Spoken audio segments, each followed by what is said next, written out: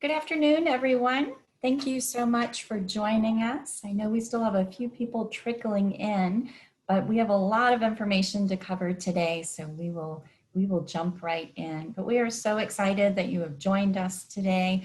My name is Beverly Campbell, and I work in the University of Virginia's Office of Alumni and Parent Engagement.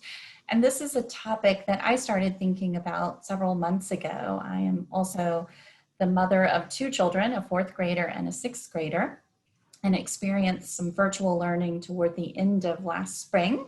And I'm going through it now with my girls. So I definitely have an interest in this topic, and clearly you all do as well.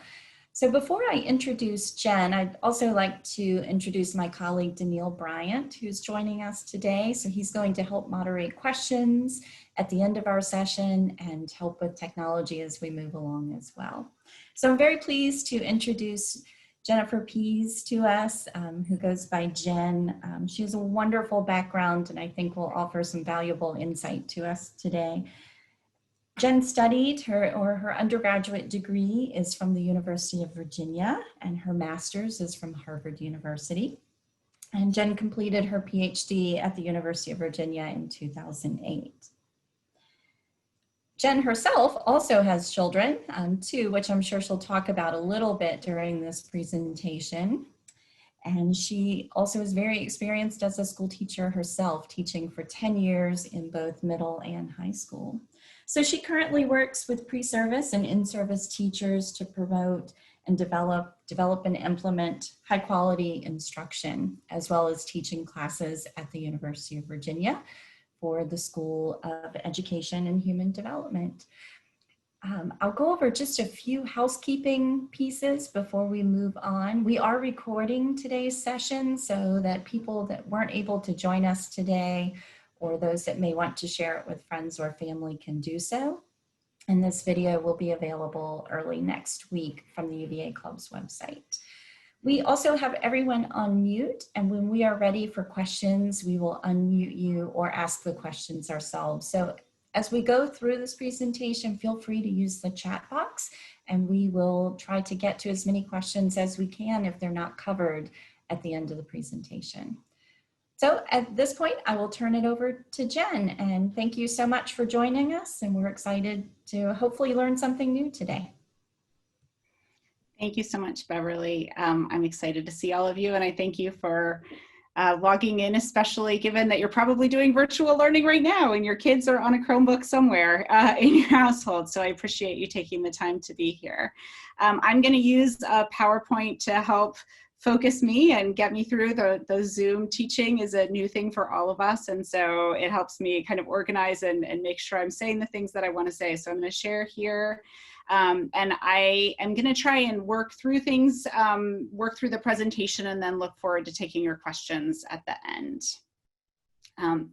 So we are, many of us, navigating uncharted waters at this time, trying to figure out how to do this new way of learning and teaching that is not what any of us anticipated we would be doing a year ago. And so my goal today is really to help you think about some practical tips that might be really useful to you and to your family, given what we know about how people learn and kind of the research and science around learning and teaching.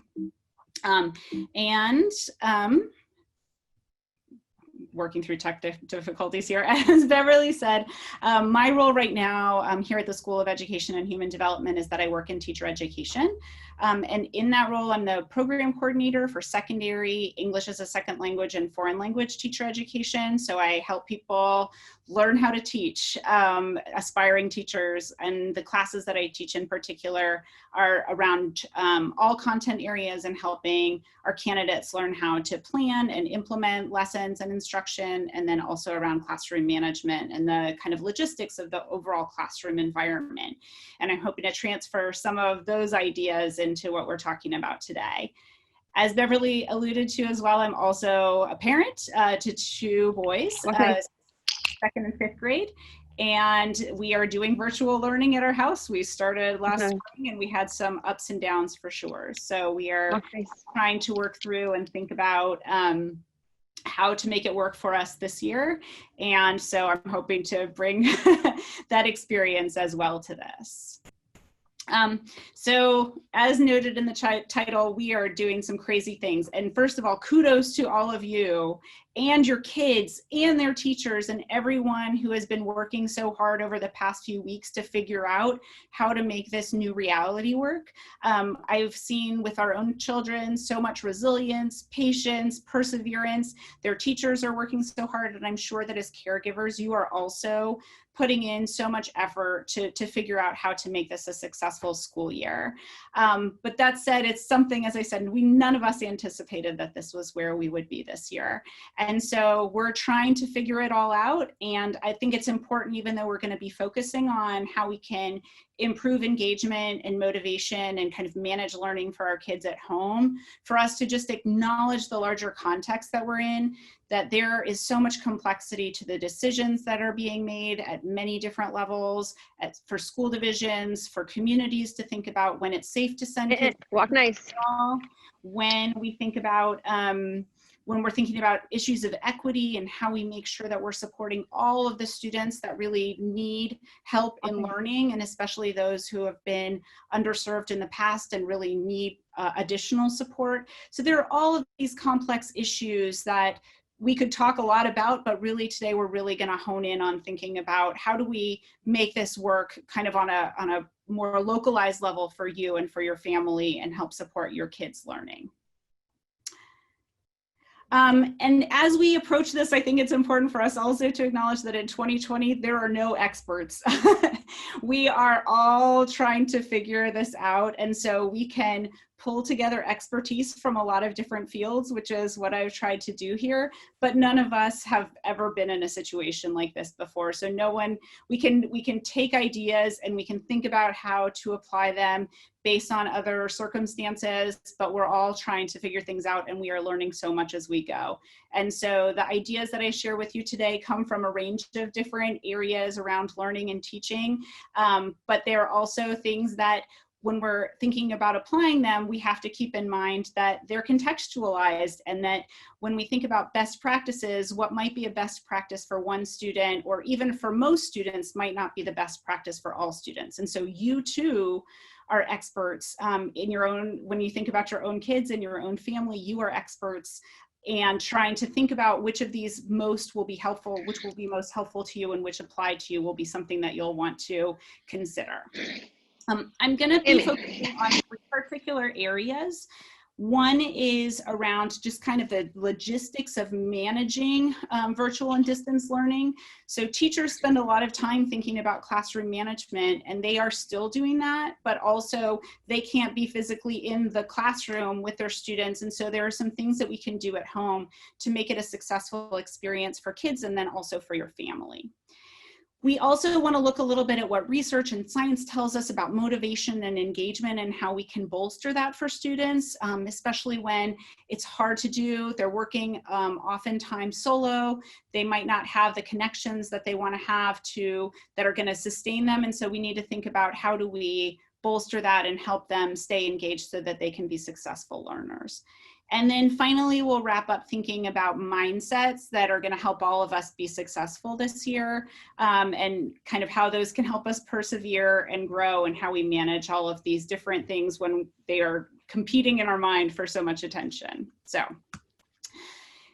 probably to get started, let's talk about management a little bit. And probably most of you over the past month, 6 weeks, as school divisions have made decisions to go either partially or totally virtual to start the school year, have been inundated with articles and blog posts and social media posts about setting up your virtual classroom.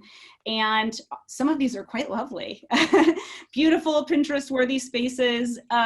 But I think probably, as if you're like me, over the past week, you've realized that there are a lot of logistical features beyond just what the space looks like and how it's organized. And so thinking about the classroom management, we want to go beyond just what the space is like, and think about the other things that can contribute to a positive learning environment. So I'm going to propose that in addition to the physical space, which many of us might be rearranging, Beverly and I were just talking about that, thinking about, you know, how do we make it so that the kids are not distracting each other, but we can still support them even if we're working at home and we're on a Zoom call, and there are a lot of logistics there. Beyond that, we also want to think about how do we create a learning environment and what kind of things should we consider that teachers might consider that create an overall structure that helps it be sustainable, this work be sustainable for our kids and for us and in our families. So I want to talk a little bit about expectations, routines and rituals, and organizational systems. And these are all things that, in addition to setting up the physical classroom, that teachers at the beginning of the year give a lot of thought to, because they create kind of like the net that in which the classroom functions. They create a sense of comfort, of security, of predictability. And what we know about kids is that they often perform better when they know what to expect, when they have that sense of predictability and structure. And so those are going to be things that are important for us to consider, even beyond the structure that the school schedule might provide. So let's start with thinking about expectations. And probably your kids' teachers have set some expectations for how they want them to engage online, whether it's in a Zoom or a Google Meet session, or whether it's in an asynchronous kind of discussion environment. The teachers have probably set some sort of expectations for what they want students to be doing. But we also need to think about our own homes and the learning spaces that we are creating, and how we can set expectations that are going to help our kids know what they should be doing, when they should be doing it, so that later on we don't have the, I didn't know that I was supposed to be doing that, and just to establish some clarity. So setting some home expectations and maybe working collaboratively to develop those expectations can be really beneficial. And those might even be things as basic as, how are you going to spend your breaks? When the teacher says, go take a 5-minute break, what are you supposed to do? In our house, that means you have to get up from the computer. You need to take a break from the screen. It doesn't mean that you go and search something on the internet. It means that you go take a break. And you might have your own parameters for what that's going to look like. You need to know when to come back. What snacks are okay. So if you're on a Zoom call or you're doing something else and your kids have a break and go looking for snacks, maybe you have a designated snack drawer, or you have a list of what they can have for snacks, so that you're not the one who has to always go to the kitchen and figure out and give the yes or the no or the approval, but to help it be more self-sustaining. And then another one that came up for us at our house was about the learning space. So one of my children is an avid artist and craft creator. He will make crafts out of anything, and I love it about him. But also, like in the spring, that the place where he was doing all of his craft and artwork was also his school space. And when we would sit down to do school, he couldn't find any of the things that he needed for his actual schoolwork. So as we went into this year, we said, this is the desk space, and the only things that go on your desk are the Chromebook and your other school supplies. And if you want to do a craft, you're going to go to a different space to do that. So those are really basic things. And for older kids, you might have parameters around social media use or different things like that during the day. But I think it's important, and it helps everyone know and be on the same page when you're able to set these expectations and to talk through them with your kids and help make sure everybody knows what's going on.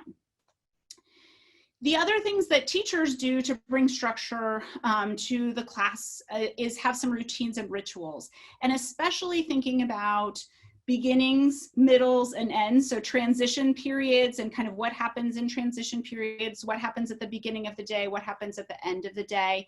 And probably many of you have these types of things already, but these are things that can be really helpful for students if we remain consistent with them. So what happens before school? What happens in the middle of the day? What happens at the end of the day? And what are the kind of expectations and the things that we know we're going to do at a certain time of day, and to stick to those as much as possible. And when we take a break from those, to acknowledge, today we're taking a break from this routine because, so that it doesn't just kind of go away, but it helps the students know, okay, this is a change for today and that's fine, but tomorrow we're going to go back to that regular way of doing things. And then rituals that can also just bring joy and pleasure to the day, which I think we all need some sort of positive thing to look forward to. So maybe you have some kids who really like dance parties in the middle of the day, and that helps them get some energy out, and they get to pick the music, and that might be a great way to like have recess before or after lunch. But some things that feel to kids and feel to you like they're manageable, sustainable, and also bring some positivity to the day. Along the same lines, especially thinking about older kids who might be balancing lots of different classes, thinking about how you can integrate routines and organizational systems that are going to help, again, everybody be on the same page and come from the same point. So sitting down, scheduling time with older students at the beginning of the week to say, let's look through what you've got going on this week. Let's make sure we all understand what the week looks like in terms of your schedule, in terms of your assignments, and that sort of thing. And then going through some planning and thinking about where there are questions or areas of concern that you might have. And then also on a daily basis, doing short check-ins. How's it going? And putting those into the schedule, not just allowing them to happen organically, but to really say, okay, every day at lunch or every day at 4 or every day in the morning, we're just going to check in for 5 minutes and see how it's going and what we might need to adjust or things that need to happen today that we hadn't anticipated, so that it just creates kind of overall things don't pop up as much unexpectedly. I'm sure we have all this week and last week had things that took us by surprise, an app we didn't know that we needed to download for our kids to use, or a password that we thought we had and now we can't find it. But when we have the other systems kind of in place, then when those blips happen, they don't cause as much chaos or throw us off as much, because we have some other systems in place to maintain that consistency for us and for our kids. Another thing that when we're thinking about organizational systems, so if you walked into a teacher's classroom, you might see an agenda on the board to give kids a sense of like, what does this day look like? Something that's easy to reference. And those again create that sense of predictability of knowing what comes next, which helps kids feel secure. And so you might consider creating a whiteboard or posting a whiteboard that has everyone's schedule on it. And if you have Zoom calls or other work commitments, maybe even put those on there so the kids can see when you're doing those things. Thinking about my older son requires an individual schedule for each day that he can keep right next to him. So the whiteboard actually is not very helpful for him, but he needs to have the thing that's next to him that he can check off the list. And so creating systems like that can be really helpful. In also thinking about alarms and timers to remind students about synchronous sessions so that you don't have to be the one who's watching the clock. I can't tell you how many Google Class meetings my son missed in the spring because I was on a call and I wasn't paying attention and he wasn't paying attention. And then 45 minutes later, we realized, oh, we missed that meeting. And so thinking about how we can help our kids actually take responsibility for setting those alarms, or showing them how to do it, or setting an alarm using a home smart device like Alexa or a Google.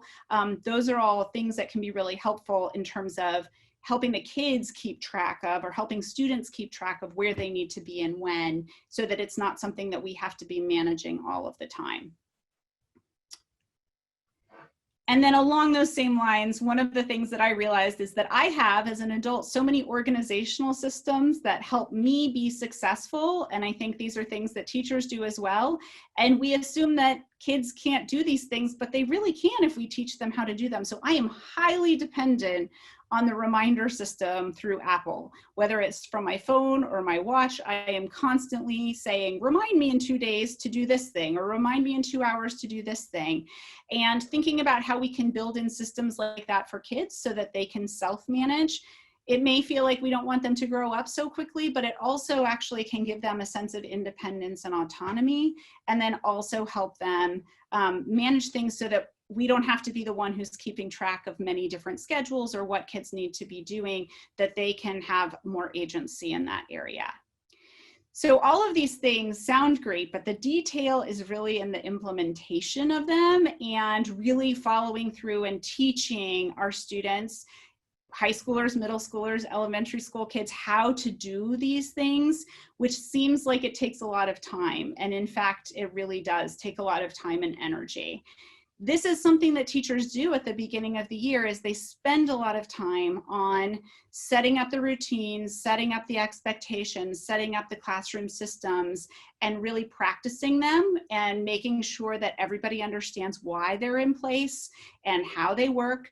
And that initial investment in time is something that pays dividends later. So it is an initial input of your time and energy, but it's something that once it gets going and once kids learn how to do these things, it will actually save time later on that can be dedicated to you doing your work, students being more focused on learning, and so many different things. And so our pre-service teachers often will say, why should I spend 2 weeks building this classroom community and talking about routines? We need to get to the content. And that's true, but it's also true that if we take the time to do it right at the beginning, then in the long run, it will be really beneficial. And hopefully the system will run with little maintenance moving forward, just minimal maintenance, instead of kind of having to, have a big blowout fight about, I didn't know that I was supposed to do this thing, or that this particular piece was important, or I missed this particular meeting. Along those same lines, another long-term time saver to think about is how we can help kids take on some of that communication with their teachers and really have some agency and self-advocate in that area. So teachers this year are really craving opportunities to interact with students one-on-one, and the ones that I've talked to are afraid that the kids are just not going to reach out to them when they need help.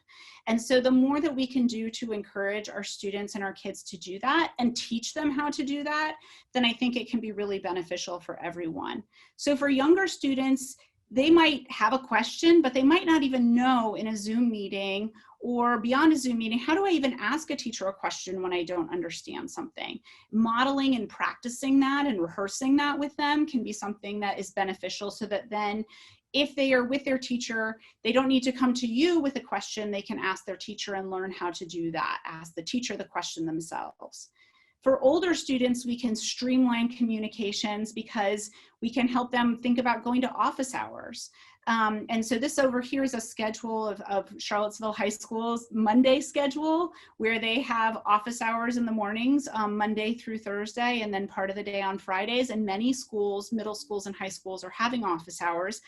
But kids don't understand what office hours are or how they're supposed to use them in a lot of cases. Even college students don't know what you're supposed to do when you go to office hours. And so really helping, guiding students, having them practice going to office hours with maybe you being the teacher, or talking with them about how they might approach the teacher when they're having trouble and what questions they might have, that can be a really valuable tool. And the same with email communication. Really modeling for students how to write an email to their teachers, even giving them and coming up with a template that the students can use when they have a question to email their teacher. These are life skills that can be beneficial even beyond the pandemic, that if we help students develop now, can eliminate a lot of work. So imagine if you have a 6th grader who has a question for a teacher, and so the 6th grader asks you, and then you email the teacher, and then the teacher emails you back, and then you have to communicate that to the 6th grader. We can streamline that communication by teaching that 6th grader how to communicate with the teacher. And even if you feel like you want to be part of the loop, you can teach them how to CC you on that email so that you're seeing the communications, but you're not the person who has to manage all of those pieces. So overall, when we think about just kind of the management, a real goal is helping students develop some agency and take some responsibility. And I think we're always surprised by what even young kids can do when we give them the skills and the options to do these things. And so I encourage you to start to take some steps in that direction, and to help maybe even ask your kids, your students, what do you think here are some things goals that we have. Which ones do you want to start with? And give them some options to think about how they want to grow in that area and what they feel comfortable taking on at this point. I'm going to shift gears a little bit now and talk about motivation and engagement, because the management is a big piece. And I think that that's the time logistics piece that as parents, a lot of us are thinking about. But then there's also this piece of our kids, many of them really like going to school because they get to see their friends and they get to spend time with their friends. And there's a very social aspect to that. And it's hard to stay motivated and engaged in an online environment, especially if you're the only person in a room and you're only seeing your peers on the screen. And so we want to think about how we can help kids stay motivated, stay engaged, stay in the moment, be present mentally and physically for their schoolwork, which is going to be critical for them to be able to grow as learners this year. But I also think it's important that we are realistic about what to expect. So there's actually, in teacher ed, there's some research that we draw on a lot to help our students realize that they shouldn't be lecturing for 45 minutes straight, which is around the science of attention span and the research that we know about attention span, which tells us that the number of minutes that any individual can give focused attention is equivalent to their age, and that everyone maxes out at about 20 minutes. So that is just something that's important for us as parents to keep in mind, that especially in asynchronous learning, on asynchronous learning days or parts of the day that are asynchronous, it's pretty unrealistic for us to expect that a kindergartner or a third grader is going to be able to sit and focus for a long period of time. And so we might think about teaching them, okay, we're going to set a timer, and this goes to our next piece here. We're going to set a timer for a certain period of time. And then when that timer goes off, you're going to get up and get your wiggles out and do something else and go get a drink of water and then come back and then get back to it. Or maybe it's that we're going to turn and talk to us, like that they're going to take a break from their worksheet and turn to us and tell us something that they learned in the last 5 minutes. And then they're going to go back to what they were working on. One iteration of this is something called the Pomodoro Technique, which we found works really effective. One of my boys struggles a little bit with focusing and attention. And so the Pomodoro Technique is essentially like high intensity interval training, but for your brain, where you do short bursts of really focused work and then take a break, recovery period, and then another short burst of really intense work and then take a break. The initial method was developed with a 25-minute timer, and that the focus period was 25 minutes, which might be fine for older kids. But for younger kids, obviously, you would want to adapt it to something that feels reasonable. And after 4 cycles, then they get a more extended break and something to look forward to. But the idea is that we're kind of training the brain to like monofocus, not multitask, which is not particularly effective. And even teaching our teenagers about how bad multitasking can be for our brains can help them be more efficient, so that then when they're done with school, they're done with school and they are not having, the school day doesn't drag on for 12 hours. Beyond just kind of managing the doing of the schoolwork in the day and keeping students engaged and on task, we also just want to think about what is going to help them stay motivated and engaged. And there's a long science of motivation, and in particular, it indicates that all people, not just kids, but all of us really benefit from a sense of belonging, affiliation, affirmation, feeling like we're part of something. Having clarity around why we're doing what we're doing and how it's relevant to our lives, having opportunities to work towards and really get good at something to develop mastery, and then also to have some choice and agency and autonomy and not feeling like we're being micromanaged at every turn, and that what we're doing is making a larger contribution and that we are able to make a difference. So I want to talk about each of these different things and how we might translate these to a home learning environment. So in terms of cultivating affiliation and affirmation, there's a term that you might have seen pop up a lot, teachers are using a lot this year, which is you have to Maslow before you can bloom. And so Maslow talks about the hierarchy of physiological, social, and emotional needs that we all have, and that those need to be met before we can actually do cognitive work. And some of those are just the sense of belonging and being connected with other people. And so as we're thinking about this situation where our kids are in rooms by themselves, often in front of a computer, and they might see other people on the screen, they might feel some sense of connectedness, but how can we foster that further? How can they feel visible and known and part of something more important and significant? And so you might think about having them identify a friend or a study buddy from their class, someone, if it's in your neighborhood, maybe they can sit 10 feet apart from each other and work on the same thing at the same time outside, just alongside one another, and feel like somebody else is doing the same thing that I am, or via Zoom or FaceTime. It doesn't mean they have to collaborate on all of those things, but really just the sense that like, I'm not in this alone is what we're trying to cultivate, that somebody else is doing these same things.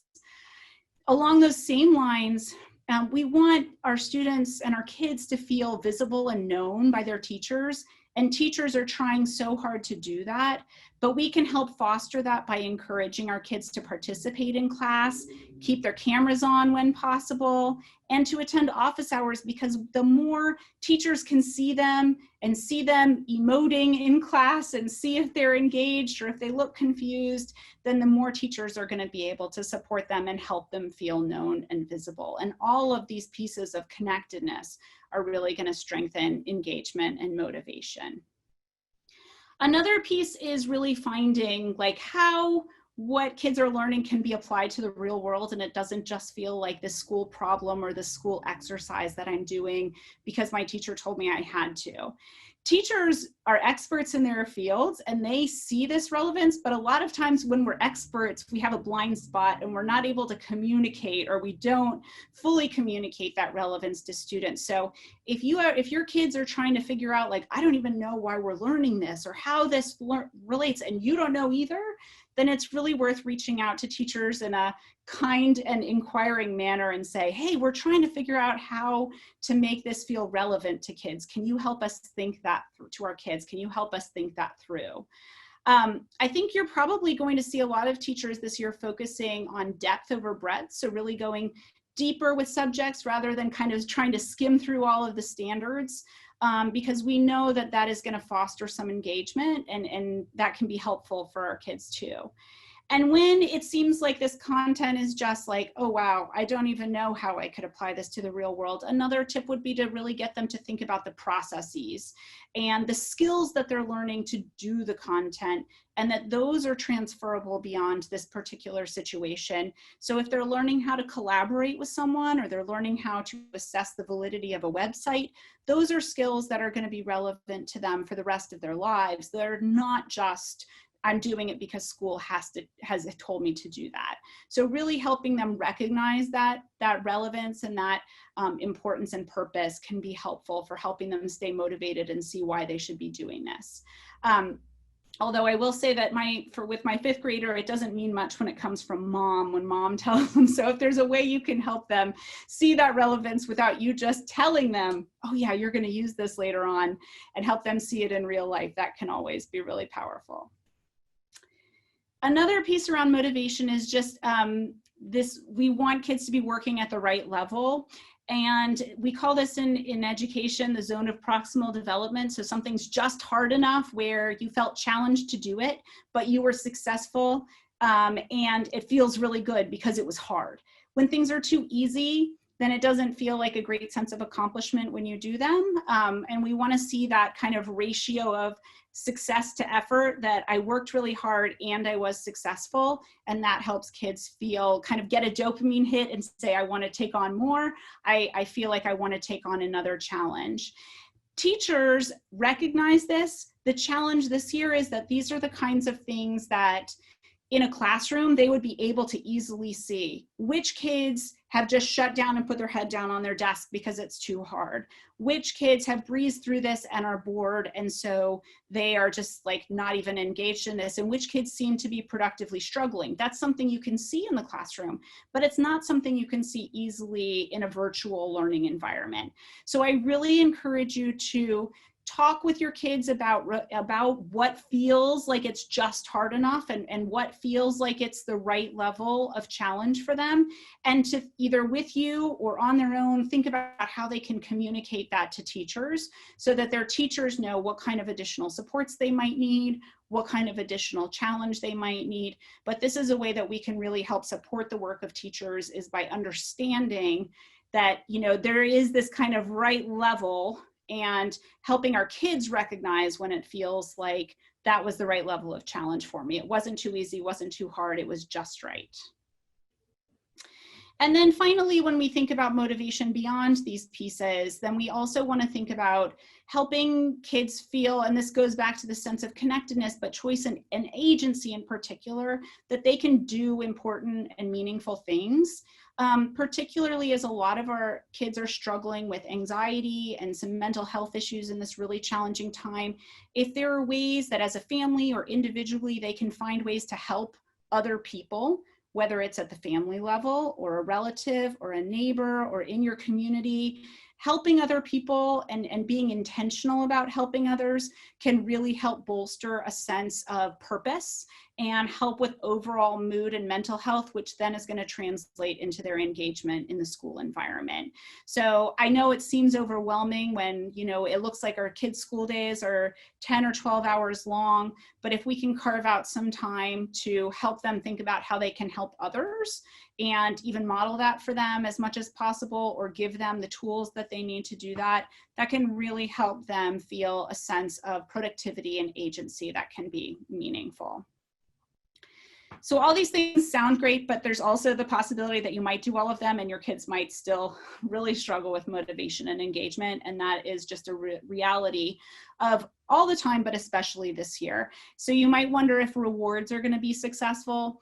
Most of the science says that extrinsic rewards have a short-term value in terms of motivating students, but they actually decrease motivation in the long term. And by extrinsic rewards, things like money, objects that they might earn for getting a particular grade or doing a particular thing. So in education, we really discourage that. If you wanted to do something along those lines, I would think about making it longer term, like it would have to be over multiple weeks that students would be working towards something to kind of build that sustained engagement versus just you do this and you get that kind of situation. And then I also encourage you to just think about how you can, instead of making it things, decide on how to talk with your kids about how to incentivize their engagement by coming up with experiences that you could do together, things that they could look forward to, because we could all use something to look forward to right now. And whether it's that if we are all able to stay focused during this week and accomplish what we need to, we're going to do a cooking project this week, or we will get together with some friends outside, or something that is going to be motivating and have them feel like, oh, I really want to do that thing, and I'm going to work hard because I know that I will get to when I am successful in staying focused. So that's a way of thinking about, if you want to incentivize, I would think about it in terms of experiences versus in terms of objects. Okay, and so that idea that we all need something to look forward to, I'm hoping that we are able to think about this from a mindset perspective as well. We're not in this alone. It will eventually end, but for right now, we all need to be realistic and optimistic at the same time. We need to really be sure that we're asking for help when we need it and accept that help. And some of the people who can help us most right now are our students' teachers. It is really important to recognize as you reach out to teachers that they are working very hard and they did not anticipate that this was how they were going to be doing their job.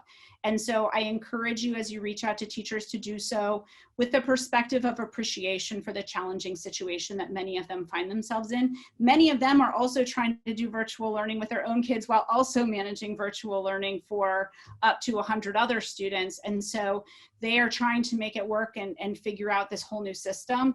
But I think, speaking as a teacher myself, I think that the challenging thing is we can make this work for sure, but it's not nearly as fun or as joyful as being with kids. And so it's hard to be sustained. And so as you communicate with teachers, I encourage you to do so from a perspective of appreciation for the circumstances and a commitment to collaborative problem solving, to really thinking about the we voice and how can we work together to come up with something that's going to work for our kid. Not what are you going to do, but thinking about what can we all do together to make this work, because I think that's what's going to help us all be successful and persevere and help everyone feel supported. When you're thinking about this particular time, and maybe, you know, as Beverly and I were talking about, maybe in the last 3 days, you've realized that the beautiful home virtual school that you set up is actually not working at all because the children are arguing with each other constantly and they can't focus on their schoolwork. It's really important that all of us are willing to make changes and to pivot. So when we're planning, it's important that we don't say, this is how it's going to be indefinitely, but we say, this is our plan for now. We're going to check in, we're going to reevaluate, and if we need to, we'll make changes. And when you're making changes, not to just completely throw everything out and start over again, but think about and in conjunction with your kids, the small incremental changes that can be beneficial, and then try them out and see how they work, and then start that cycle again. How are these things working for us? So this has been our mantra in our family. We have a babysitter for a few hours a week who we're very fortunate to have helping us, but we've said, like, we're going to try it for a few weeks, and then we'll check in with her, and we'll check in with us, and we'll see if the schedule is working, and we'll reevaluate. And I think given how quickly things are changing, it's really important that all of us be willing to make some changes, because that kind of mindset of like, we're going to see if it's working and then we'll adapt. If not, is going to be beneficial for us and for our kids. We also need to recognize we can't do all the things, and we certainly can't do all the things well, and we shouldn't be trying to. So as families, we need to think about what's most important for our kids, what's most important for us and our well-being, and to set some goals for this year. And honestly, you know, for younger children, if you are focused predominantly on literacy and science and social studies is not as much of a priority, that's probably a good perspective to have, is to focus on the things that are going to be enduring. And teachers and school staff are going to do everything they can to help students move forward, but we're not going to be able to do it in the way that we normally do.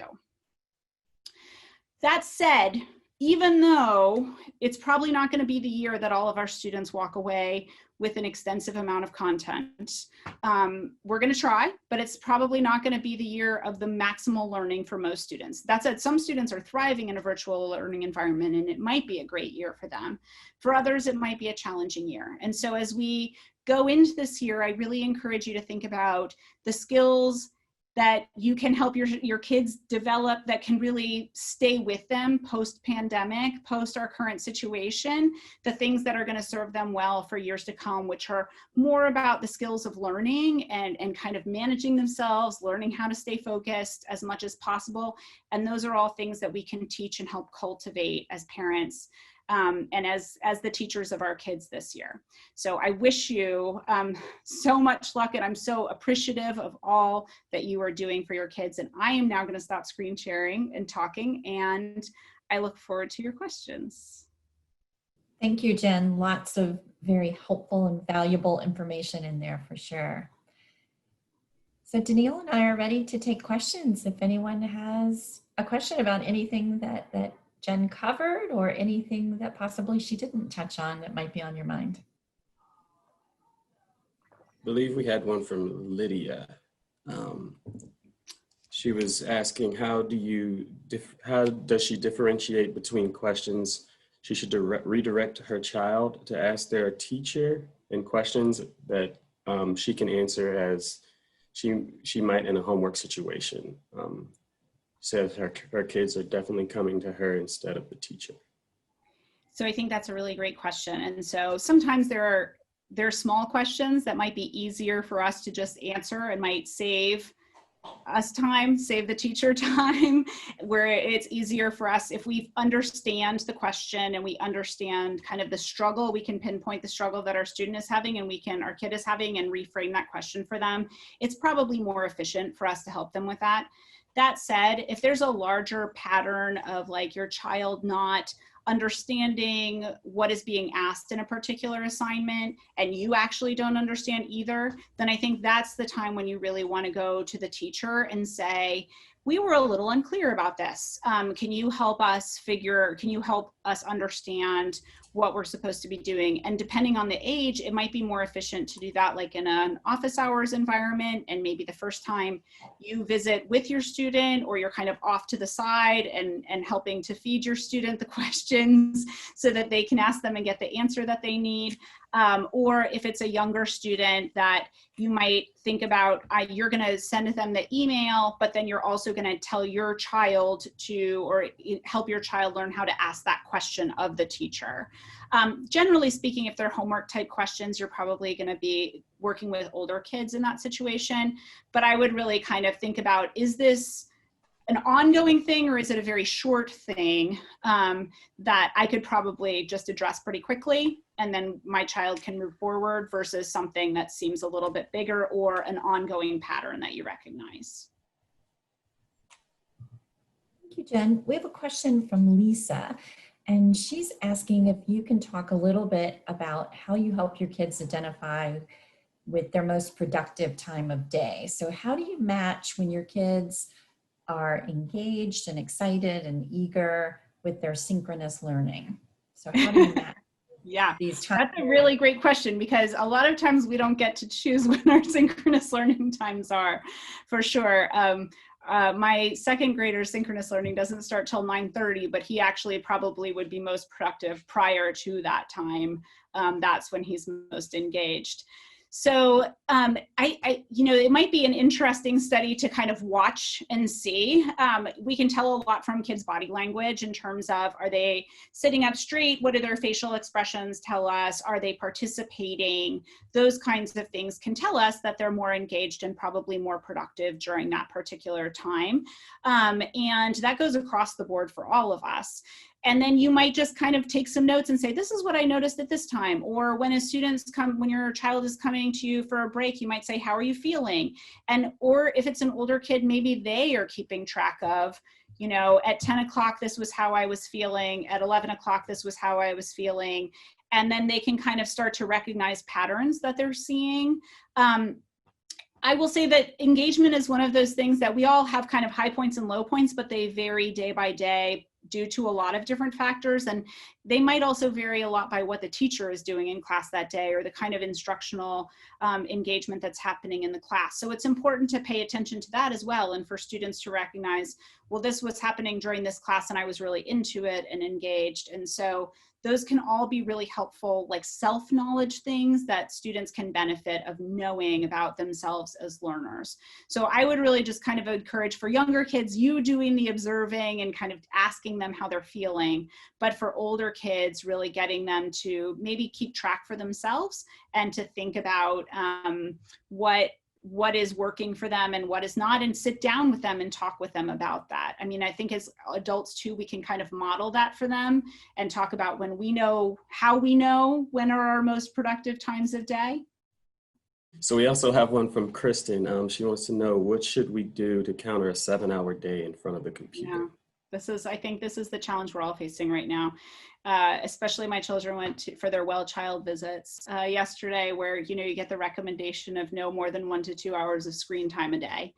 So I think we all need to just give ourselves a break to some extent on that end, and to understand that this is just a hopefully partially temporary situation that we're finding ourselves in, that we are all in a very similar situation, and we recognize that.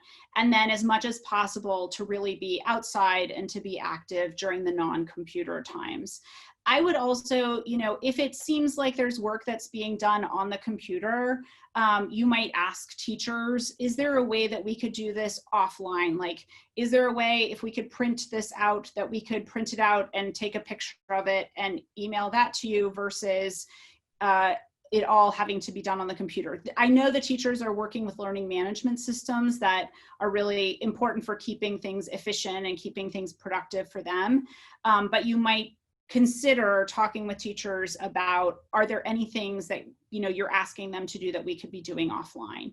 And then to really structure family time, post-school time, before school time, depending on your schedule, as opportunities for exercise, physical activity, being outside, for sure.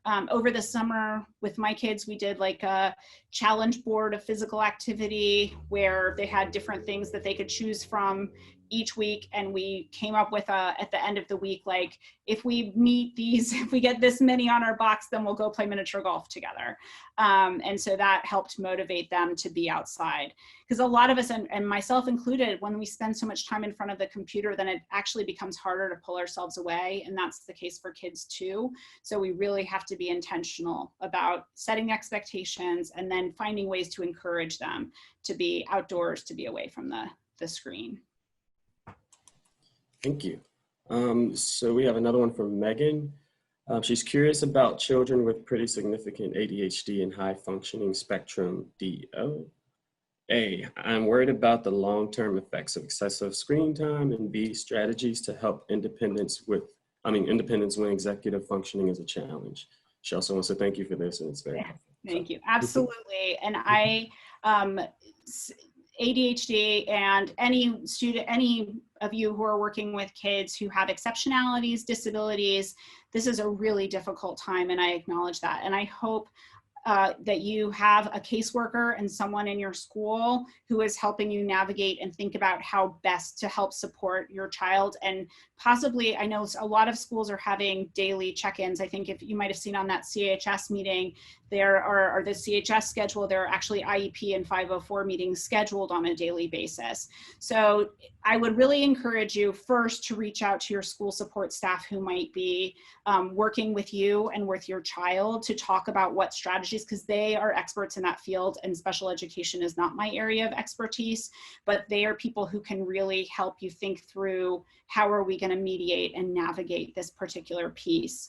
And then also we struggle a lot with executive function skills with one of my kids. And so it's a Herculean effort. And so we've tried over the spring and the fall to really just focus on one skill at a time for an extended period. And then when it looks like we need to shift to something else, then we do, recognizing that we didn't quite get all the way that we wanted to. So one of the things right now is just helping our son organize what he needs to actually do each day.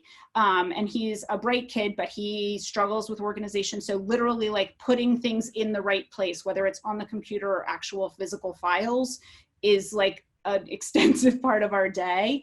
But I would say really hone in on maybe one skill at a time, because it really is a struggle and a challenge to help kids who are struggling with ADHD to do these kinds of things and to expect them to be focused for long periods of time. All right, so we kind of touched on that with the screen time, but this next question is from Muffy. If we find classes, 6th grade math, for example, running for 90 minutes or longer, should we approach the teacher? Fatigue is a real problem. Would it be better to let the student ask the teacher? Also, at the end of days this long, how can you ask more of your kids to complete homework and studying? Absolutely. And I mean, I think teachers are figuring this out. They're trying to figure out how to get through all the content. One of the things that we have decided at the School of Ed for our online classes is that there's no distinction between classwork and homework, that it's all, it's all work. And I think that teachers are starting to recognize that too, that it kind of feels like, even when we have a synchronous class, it kind of feels like an artificial distinction between classwork and homework, because we're always at home. And so the classwork that we're doing at home still feels like homework. I would say 90 minutes is too long to be in a particular synchronous session. And I would encourage you to talk with a teacher about what, and to approach it from a, can you help me understand why we're doing a 90-minute class and how you break that up so that it is not just direct instruction, that the teacher's providing that. And I would communicate that, you know, we're feeling overwhelmed. This feels like right now it's too much work and our family is not able to sustain this for a long period of time. And I think that teachers need that feedback gently as they're trying to figure out how to make this all work for everyone. And I think also if the teacher feels a lot of pressure, you know, that they need to get through content, then that's something that the school division broadly probably needs to consider. I would doubt there are going to be any SOL tests this year. I don't know for sure. But I mean, given what happened last year, I think there's a strong move that we need to prioritize certain areas of content, and that we're not going to be able to do all of the things that we normally do. And so as parents, we can really help advocate in that area, both to support our kids, but also to support the teachers so that they don't feel so much pressure to get through all of this stuff. Thank you. And we just got one in. I'm going to butcher this name. I apologize. From Tian. Tian. Hi, Tian. So, first of all, they're saying this is great, so thank you. How engaged should we be in virtual learning? In a normal year, we don't know or receive the amount of communications we do now about lessons, etc., that we are receiving now. When should we be involved, and when should we allow the process to work and for our kids to engage as if they were in the classroom? So I think maybe what you're getting at, Tian, is the question around like, you know, how much are we telling them to go do this thing versus the teacher telling them to go do this thing? And I would really kind of defer as much as possible. Your girls are young, but still I think that what we're aiming for is the teachers to be able to communicate effectively to the kids and then to communicate with you after the fact. So that's what's been happening with my second grader, is that he will get off of his meeting and he'll say, I need to be back at 12:30. Or, and the times that we've gotten teacher communications have been around like glitches in technology. And those are things that parents need to help with, because the students don't really have the skills that they need to at this point to address those.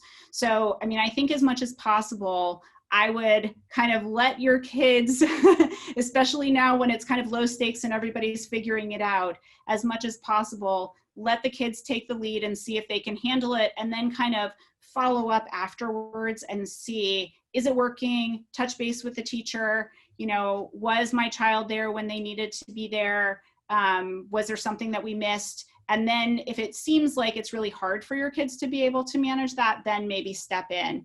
But I've been really surprised and encouraged by what I've heard from other parents and what I've seen from my own kids in terms of their being able to manage things that, you know, 6 months ago, I never would have thought that I needed my child to figure out how to mute himself on Zoom. And yet here we are, and unmute himself on Zoom. And they're pretty capable. So I think as much as we can allow them to take on responsibility, that it helps them feel like they're kind of managing it, and we're always there as the backup. Thank you all for coming. I really appreciate it. And I appreciate the questions very much. And thanks, Danielle. Oh, of course. Yeah, no problem. From looking at the comments in the chat, looks like a lot of people have gained a lot of knowledge and helpful tips that they could use. So, and then also I'm going to drop in the chat where you can find access to these PowerPoint slides. And when it's up on YouTube, our recording of this whole session. So. Great. Yeah. Thank you so much. Thanks, everybody. Good luck. Stay strong. Bye.